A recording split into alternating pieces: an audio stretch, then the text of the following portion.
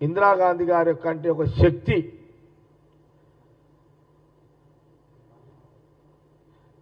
కాళీమాత అంటే ఇది ప్రజలు ఆ రోజులలో ఒక దుర్గామాత, ఒక కాళీమాత దైవం తర్వాత ఒక దైవం లాంటిది అని ఆమె మనము మన ఇళ్ళలో కూడా మన తల్లిదండ్రులు కూడా బహుశా మనకున్న ఇప్పుడున్న పరిస్థితి రకరకాలుగా ఉండవచ్చు, కానీ ఆ రోజులలో మన పెద్దలు మన తల్లిదండ్రులు కూడా